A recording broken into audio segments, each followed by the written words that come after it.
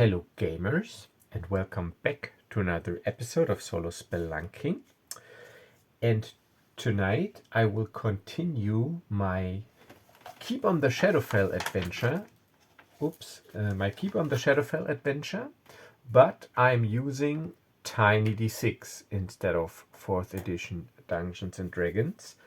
And this is my party. So we have Nathan Wayne, my main PC, Harper Agent operating in the Nantir Vale, Yamil, the captain of the Winterhaven Militia, Marissa, Winterhaven Militia Scout, and Adele, Traveling Mage. And we are a party of 4, and we have entered the keep, the ruined keep on the Shadowfell, to stop a priest of the demon prince Orcus Kellerel from completing an unholy ritual where he wants to basically open or reopen a rift to the Shadowfell.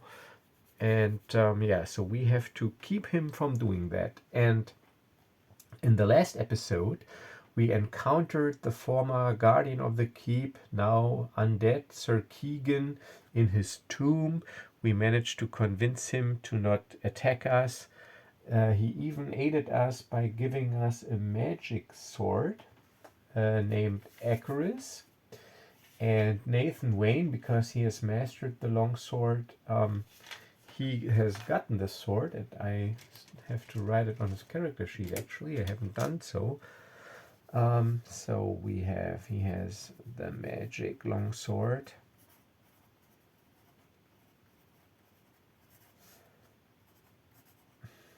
Acris, I guess it was called. Let's see, it says here Acris, yes. And what Acris does is it provides me advantage on attacks, even if I would otherwise have disadvantage because it's magic. And whenever I drop an undead enemy, I regain 1 hit point. So, or the wielder regains 1 hit point. Okay, so we are not at full health. We are a little bit damaged. So Nathan is at 4 HP, Adele at 3 only, Marissa at 5, and Yamil at 3. And Sir Keegan, he has described us basically the way through the keep down to where Kellerel supposedly conducts his ritual.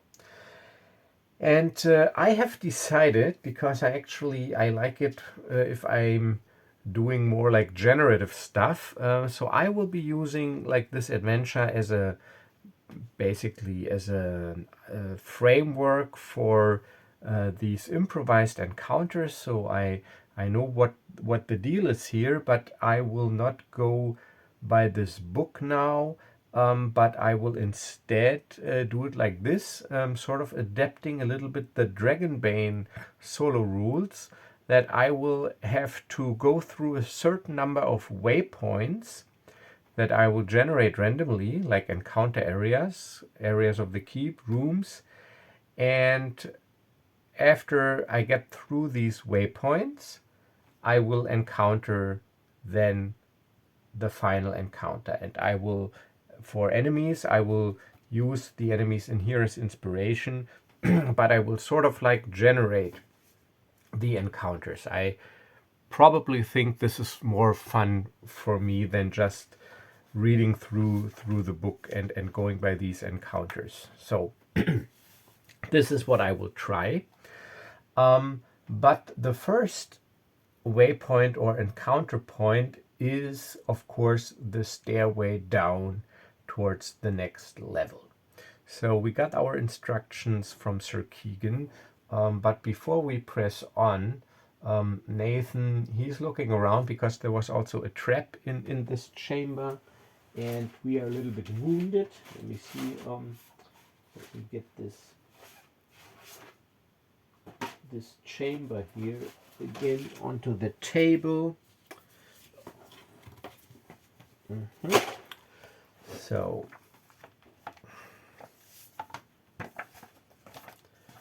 this was the chamber where we encountered Sir Keegan, and let me me see. And now Nathan goes, all right, so before we press on, anybody need another short rest? Anybody in need of healing? And let me check again. Yamil goes, oh yeah, I'm hurt pretty badly. Didn't notice it in the heat of battle, but I can feel the pain now. I better take a look at that. And Adele walks up to him, and if you remember last episode I started up my NPCs, and she has magical healing abilities because she's a mage, but she can only use these abilities 3 times a day. So with a successful test she can heal 2 hit points. So she walks up and goes, well, let me see. That doesn't look too good. I better work a little healing magic so that it doesn't fester and does not get infected. I mean, if it is a wound from a rusty scimitar from an undead, we better be safe than sorry. And she concentrates, and usually it is a 2d6 test, but because we're not in any danger right now, I'll grant her advantage, because actually it doesn't really matter, because she can just try again. I just have to cross off one of her squares if it's successful. So she goes, let me see, and she failed. So she can't really concentrate, but never mind, because it's not a combat where it would matter, because it would be action. So she just tries again. So I cross off one of her healing uses per rest, and let me try again. I need a moment here. So she reconcentrates and performs a gesture with her hands, as then suddenly a green bluish glow engulfs her hand and creeps onto the wound of Yamil, and you can basically see how the wound closes and fresh skin forms above the cut, and he regains 2 hit points and is back at 5. And Adele, she also would need healing, but she can't heal herself for whatever reason. But you know what? I think this is stupid. So I cross off another use, and she can, of course, heal herself. So she's back to 5. Nathan is at 4, but I will keep 1 use of her healing magic because I might need it later. See, and the thing is here, I'm in the story mentally, and I know that there's a death cult operating in this dungeon, and they're sort of like preparing a ritual, and they know that we are coming. So I can't, at least I won't, just walk out of the dungeon, make camp someplace, rest for a night, and come back fully healed after like 6, 7, or 8 hours, giving them all the time to fortify their positions or maybe complete the ritual. So there's some time pressure here, which means I gotta make do with what I got, and that could be difficult. So, but now, as we have healed a little, we make our way towards the northern passageway that leads to the staircase that'll lead into the lower level of the dungeon. And what I will do between those waypoints, I will roll for a wandering monster, classic 1 in 6 chance wandering monster in a dungeon. So on a 1 on a d6, on my way towards those stairs leading down, I will encounter a wandering monster. No, I don't. Lucky me. Oh, look, there was the thing, but I got 2 of them. Okay, so we carefully make our way towards the staircase leading down. As we arrive at the staircase, we see that it is half collapsed, and actually, however, it is illuminated because it says in the adventure, the book, the areas where Calorel and his minions operate, they're illuminated by torches. And since they also use this passageway to access the lower parts of the dungeon, there are indeed half burnt down torches in torch holders along the wall. So actually it is not dark, but we can see that part of the staircase and part of the walls have been have collapsed, and there's piles of rubble that we sort of need to navigate, and we have to go through a narrow passage. And I will say that there's a 33% chance of this passage being trapped. So 33%, that is 1/3, so 1 or 2 on a d6. And we assume our delving formation, which is our melee fighters first, and Adele and Marissa in the back. And now, since we have to go single file, it'll be like this. So Adele will be protected, Marissa will bring up the rear, and me and Yamil, we will be up front. Okay, so let's see if this stairway is trapped. Yes, it is. All right, so there's a trap. Of course, we are careful because we know that we are heading into enemy territory. However, Nathan, he is up front and he does not have perceptive. That would be Marissa, but she's not in the front. So I will be rolling a standard test. So Nathan, he's got the yellow dice. Because we have run into a trap before, so we are sort of like, we have sort of learned from our past experiences. So I'm carefully looking out, and I have to pass a test, and I fail. So you're always looking for 5s or 6s.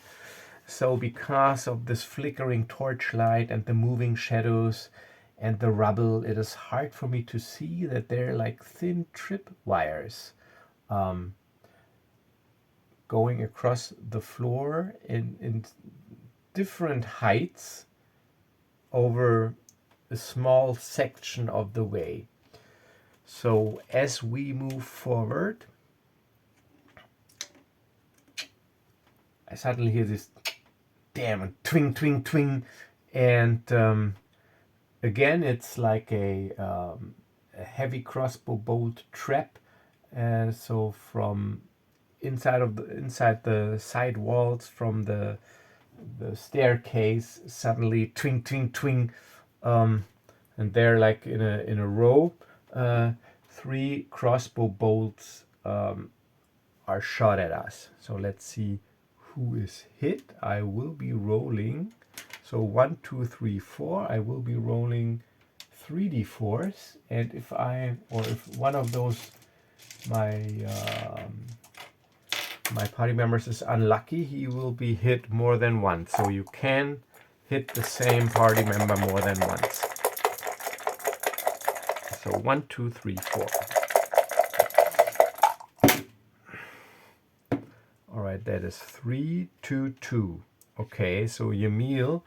So 1, 2, 2, 3, and damn, Adele. Okay, so we move forward, and suddenly katwangel, is damn. Yamil is hit twice, so he takes 2 points of damage.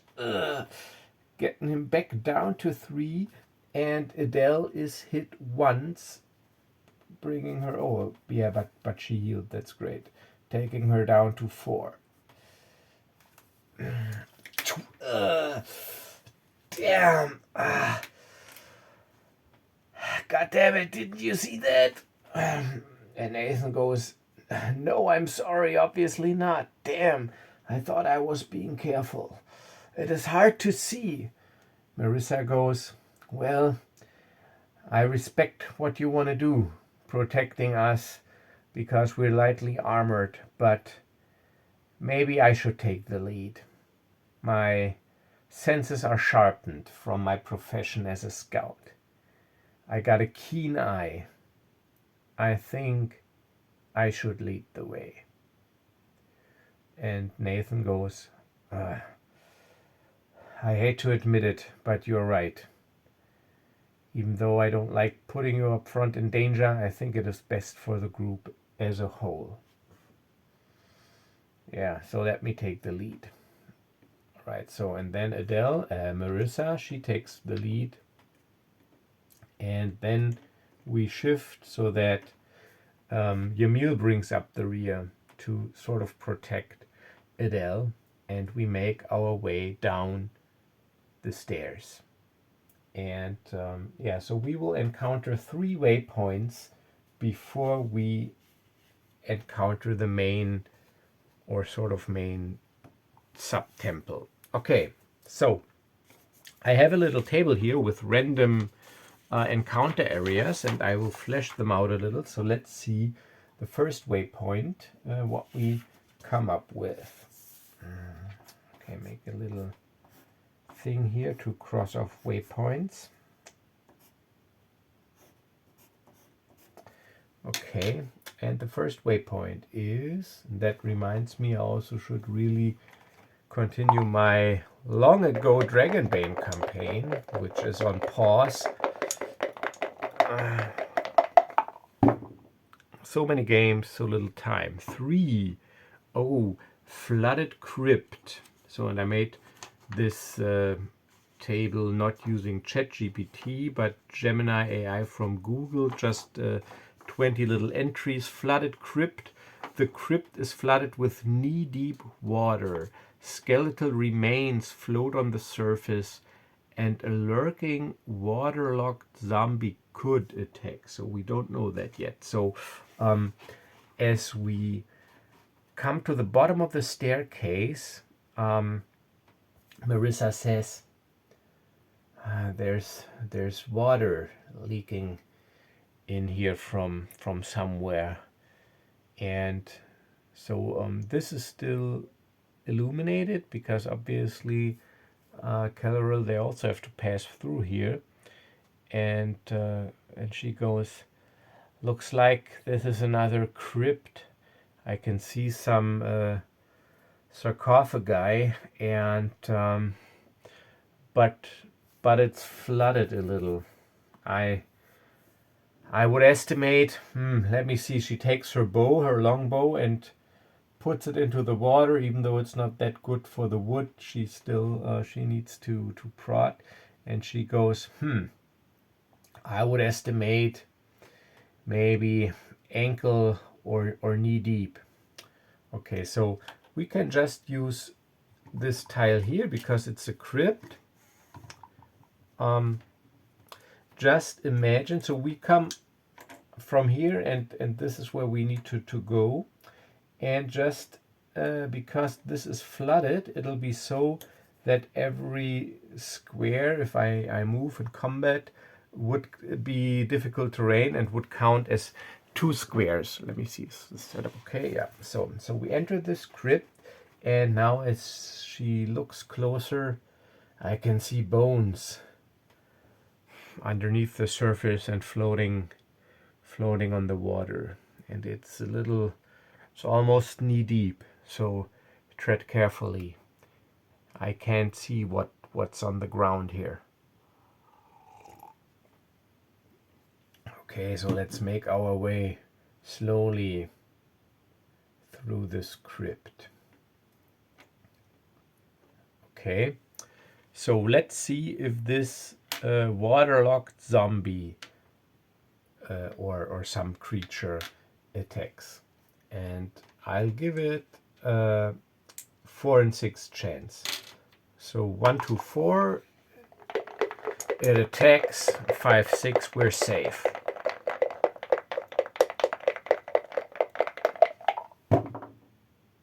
So 5, 6. We're safe. No, we're not safe. Okay. So we make our way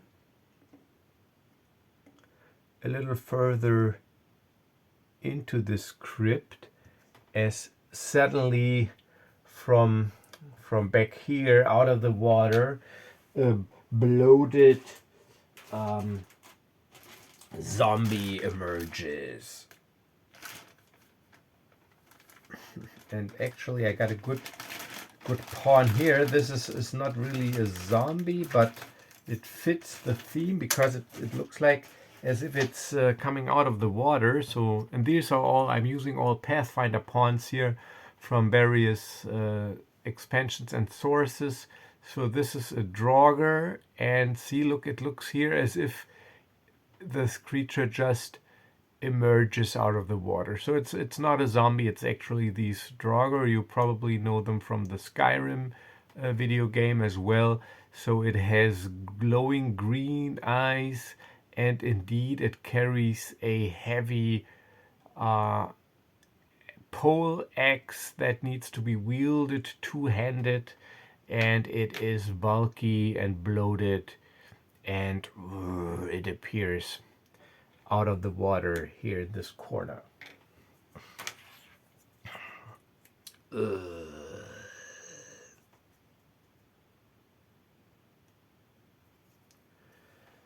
All right, and because this will be like a single threat enemy, I'll give it 6 hit points, and it has a heavy weapon. It can only attack once, but it'll deal 2 damage.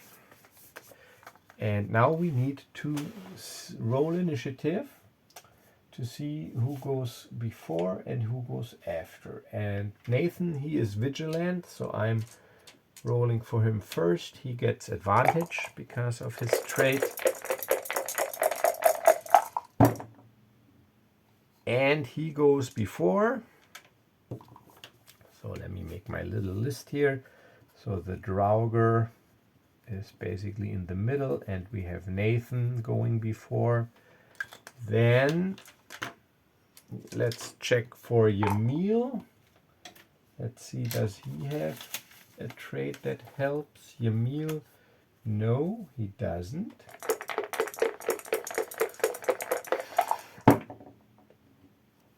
But he passes, he rolls a 5, so he goes before as well, Yamil.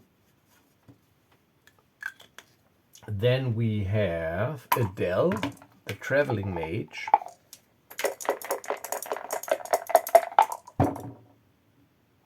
She goes before as well.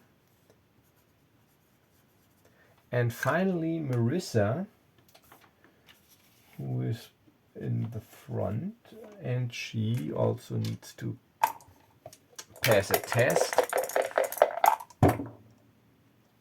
And she goes after. She doesn't manage to get a 5 or 6. Marissa. Alright, so this is great, and this is all difficult terrain. And even though it says it in the tiny d6, you can move 25 feet. I'll make it the usual 30 feet, which is like 6 squares. Or in this case, then 3, because this is all difficult terrain because of the flood. Okay, so Adele, Yamil, and Nathan. I think Adele, she will go first, and she will move diagonally, which will then count as her 3 squares. And to take cover behind this sarcophagi, this will be her move. And her second action, she will then unleash, because she's spell touched, a little arcane bolt, standard magic ranged attack, standard test, dealing 1 point of damage. magic damage, but look at the snake eyes. All right, but the spell fizzles because she is wounded and exhausted. All right, that was Adele. Now we have Yamil. Let me get my little activation thingy here. Yamil and Nathan. So I think, does Nathan have some sort of ranged weapon? Yes, he's got a short bow. Oh, and he's got this magic longsword, Acris, that heals if he kills an undead and grants him advantage. Okay, so he draws Acris, the magic sword, and yeah. So he draws it, and it emits a light blue glow, and he can feel the magical energy surging through him, and then he will wade through the water. Also, this will count as his 3 squares of movement because he moves diagonally, taking position to sort of protect Marissa. And since he does not attack as his second action, he will evade. So I give him a little evade token, and because he's a shield bearer as trait, because he's got the shield, he will test evade with 2d6 instead of 1d6 to negate damage. All right, and now we have Yamil. So Yamil, he will just move 1, 2, 3, 4, 5, 6. He will move 6 squares, so only 3 because it counts double, and take up position here on sort of on top of the sarcophagi, so slightly elevated. And also as his second action, he will also take the evade action. So basically they assume a defensive stance. Nathan getting up his shield, wielding his magic sword, and Yamil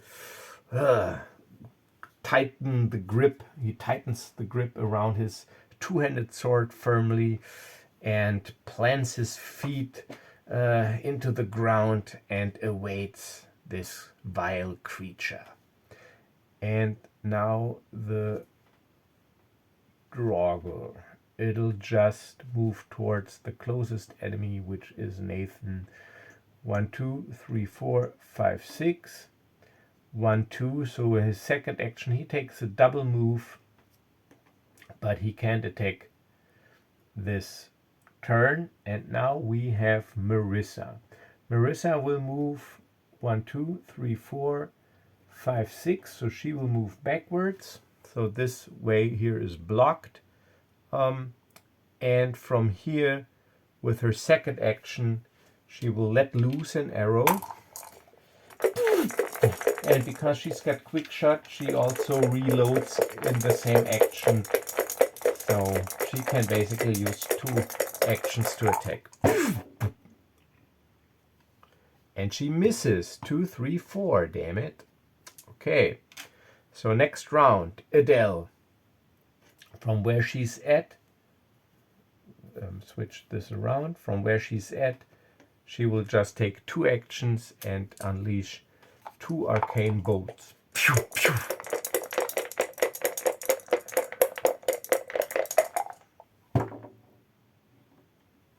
And she misses. The first bolt misses. 2 and 4.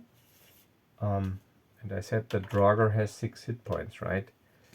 So let's note this here, 6 HP.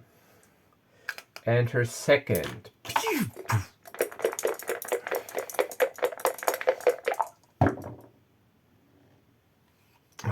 1 and 4, also a miss.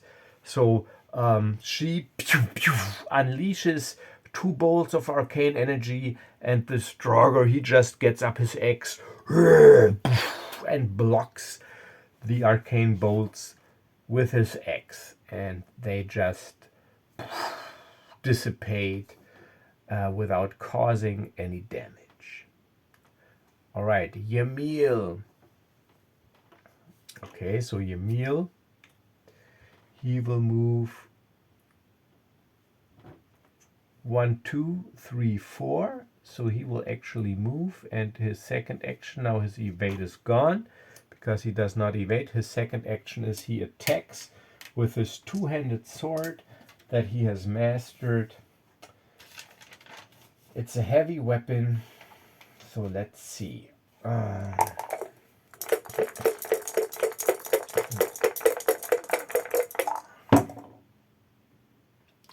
Yes, he hits. 6, 6, but no 3 successes, otherwise would be a critical hit. So 4 HP because he deals 2 damage. And now we still have Nathan. And Nathan, he just activates, also won't evade because he will use his 2 actions to attack with Acris, and, oops, wrong dice, and advantage.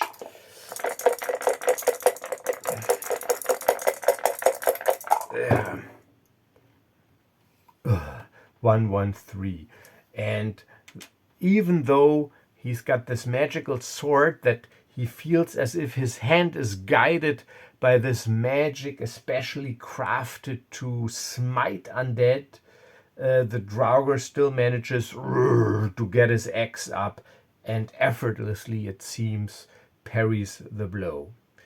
All right, now the Draugr, and because so he also has mastered his axe, as we have seen, meaning he blocked those bolts, so he gets advantage on his attack, and he will attack Nathan because Nathan is wielding the sword that basically also draws the attention of the Draugr. Let's see, ooh, Nathan is at 4 HP, but luckily it's a heavy weapon, so only 1 attack. So actually I should... Damn, no, wait. That was the first attack. Haha, it's still my turn. All right, second attack. Now, of course, I'm a little bit torn between evading and attacking again. But I think now the smarter move would be to evade. So he will only attack once, which he did and missed, and now it's the Draugr, but the Draugr, he will attack him, but at least I have the chance to, with my shield, to block the damage. So the Draugr, he swipes with his axe, and it's a hit.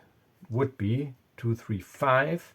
And Nathan, he tests 2d6, getting up his shield. Please, Nathan, please. Yes, 4 and 6, that's enough. I only need 1 success. So at the very last second, I get my shield up and I'm almost knocked off my feet by the powerful impact of the blow. I can feel the metal of my shield denting, basically, as I parry this blow. And the Draugr, he can only attack once because it's a heavy weapon. And now Marissa, she will just shoot twice because she thinks she's pretty safe where she's at. First attack, yes, 4, 5, 6, that is a hit. Draugr's at 3, and second attack.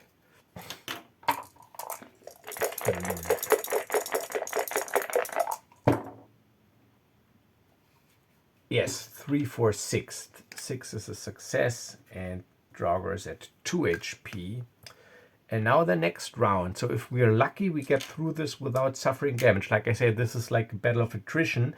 We got to make do with what we have. So this is just a little obstacle to maybe slow us down. But now if Marissa manages to actually hit for once, for a change, we could...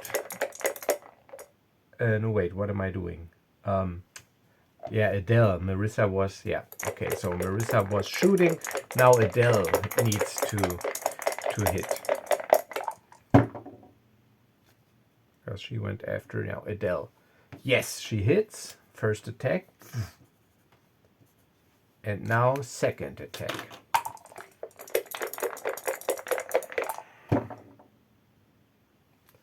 No. All right, that was Adele, who went before. Okay. Now Yamil, I will do Yamil now with his two-handed sword. One attack. All right, so she has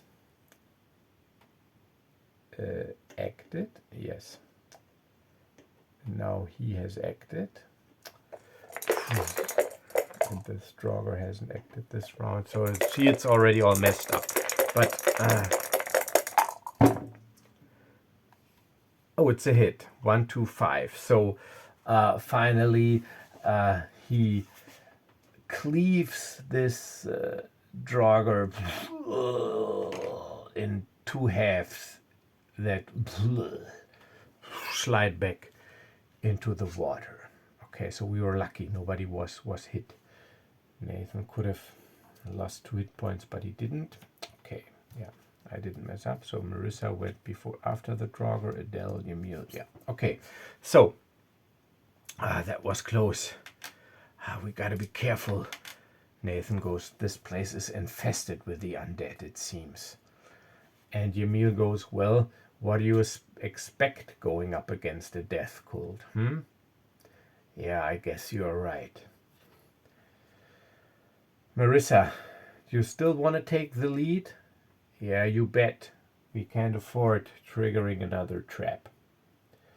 So she takes the lead, and so this will be our formation now.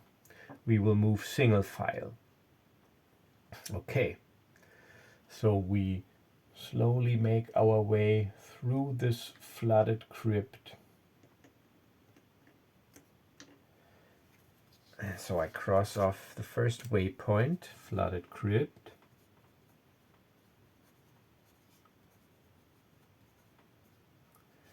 And I head towards the second waypoint. And we will see what awaits us in the next episode. All right, so thank you for watching. Yeah, I hope you like this little change of how I handle things, but I think it's fun.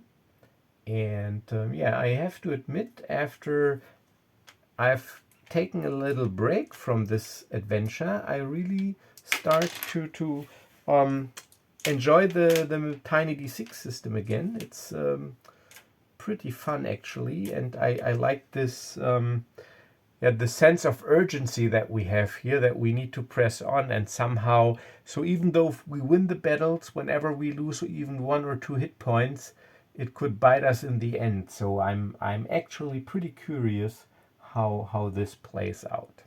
Okay, so yeah, well, thank you for watching, and have a wonderful remaining week, and we will, or I will see you, or I will not see you, but you will see me the upcoming weekend. Like I said, I try to get 2 videos out a week during the week and on the weekend. So yeah, stay tuned for another video, and so long, as always, stay safe and stay healthy.